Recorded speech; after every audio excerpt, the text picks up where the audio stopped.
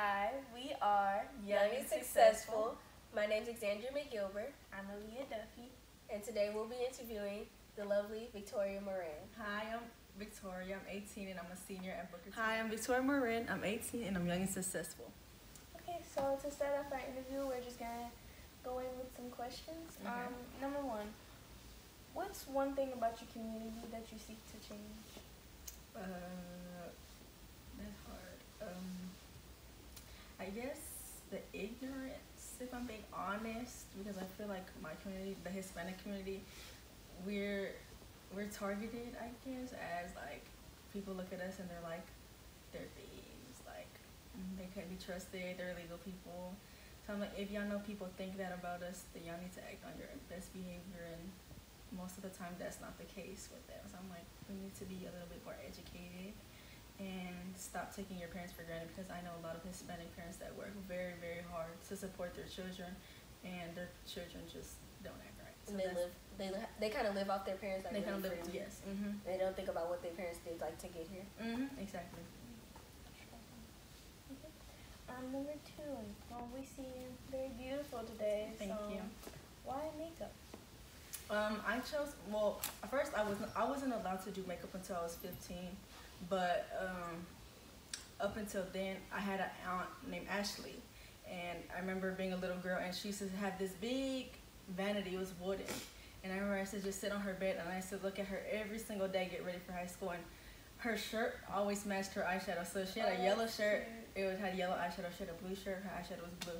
And I was just thinking, like, I can't wait until I'm able to wear makeup, and that's what got me started. Like, I want to do makeup. And I remember her most iconic look for some reason was a brown eyeshadow. Like, she always had brown eyeshadow. She would literally dig her two hands into an eyeshadow and go like this, and it just looked so perfect on her. And I was like, oh my god, I can't wait! Like, I can't wait to do makeup. So that's when my 15th birthday came, and yeah, since that day on, I was just like, I love makeup. Guru. Okay. So, what's some stereotypes about Hispanic women that need to be settled? That's a good question. I think the major one is that I feel like Hispanic women are over sexualized, I guess. Like, I remember reading an article in one of my classes, because Miss Ward, she was like, find an article that has like gender roles, I guess, on your race. I was like, Hispanic stereotypes, and they were saying how the women are. I want to be professional, but like there's like these words that like not technically professional, but like every time I guess a guy, never mind, scratch that. I have the perfect example. I have music appreciation, and I'm not gonna say no names, but I used to sit in a corner, and around me there was guys, like nothing but boys, and these are like athletes. So I remember hearing them. I used to like tune them out, and I remember one time I was just like, they talk so loud, so like let me hear what they're saying. And I remember one of them saying, yeah, she's Mexican, and the Mexicans be freaky. And I was like, wow, like I'm sitting right here, like what, like really? I'm like, I feel like another, Just making general assumptions about you that could not be true. and I remember one is like basic stereotypes, like we're house cleaners, we are housewives, all we're good at is like cooking, cleaning, etc. Yeah. So that comes back to the ignorance thing, Yeah. Just I saying feel stuff like like that. even pop culture still portrays that still to this day. That like Hispanics are like the most, and then it leads on to black women, and then it's like white women are usually shown as like, yeah, they can become this and then become more powerful, but like we're still stereotyped as like. Exactly. Especially with the media. Like, Exactly. Especially how girls are portrayed in the media. Either you're half naked or you're somewhere like this. In the kitchen. Exactly. Yeah. Yes, I agree. Okay.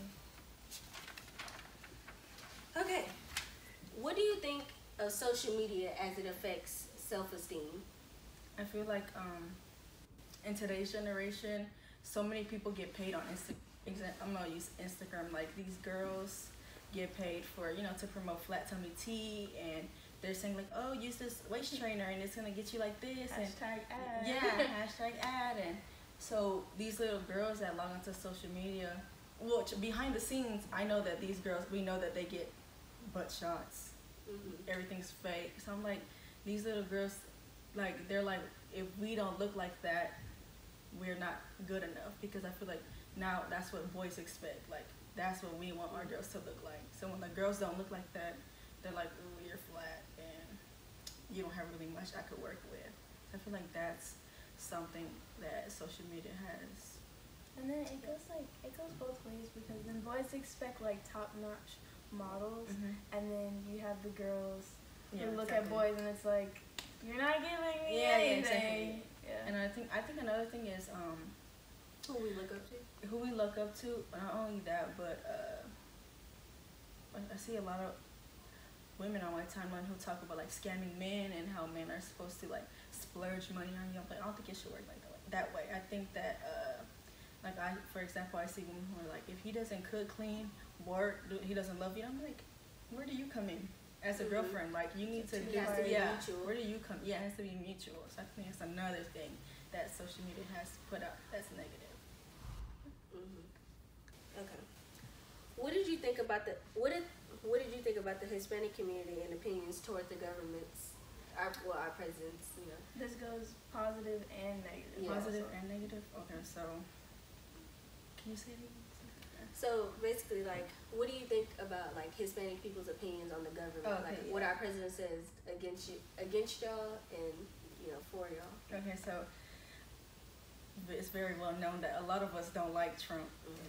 Just put that out there. And I think that we know that he is ignorant. I'm sorry, he is, because I was telling my mother the other day that they like to portray us as like drug dealers and stuff like that. And I was like, I feel like people mix us up. Like they look at I'm gonna be real.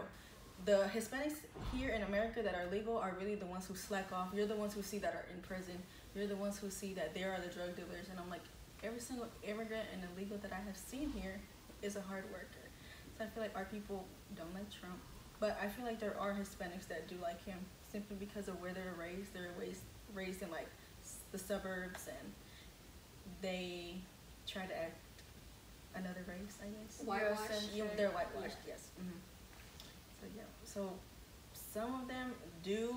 I know a lot of Hispanic people that actually are for Trump, but then a lot more are not. And how important is your education, like, to you personally? To me personally, did I say that right? To me, education is very important because my mom, she had me at 22.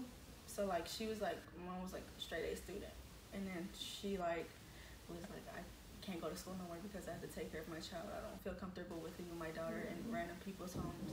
So my mom that's how she raised me. She just raised me to know that education is important, and that if I get pregnant at a young age, then I'm gonna have to sacrifice a lot. And it's very important to me just because I feel like because of my mom, I want to do a lot for her. She's very supportive of my YouTube channel, but she just wants me to have something to fall back on, in case this generation, they love to cancel YouTubers and they dig up their past, so link in the description. Exactly. So she was like, I need you to have a degree. So that's what I'm gonna do. Okay, and lastly, I know that you see yourself as like someone who's very involved in your community, so I just want to know, like, what sparked your activism, like, for the things that you really believe in? My mother, she's always talked about politics and about staying woke, and I was like, you right. Like everything she said, she's like, one thing she always told me was, make sure you don't really tell people what I say because they're thinking crazy. So I'm like, all right, I won't. But she's what sparked my activism. And like two things that I feel strongly about are women's rights and the planet. Like, saving the turtles. Every time I see someone using a plastic straw, I'm like, why? Like, why are you using a plastic straw? Recycle it. If you use one, burn it. Don't throw it into the ocean so our turtles can die. So I was like, if I have more time on my hands, I'll be out there protesting to save the turtles. I was like, because that's what I feel strongly about, the planet and women's rights, and for us to like finally be equal. Well, thank you, Victoria. Thank you for sitting with us. Yeah. It was nice. I know this has been a long time in the making because we've always had, something come up when we wanted you here. But it's very nice, and we thank you. Thank you.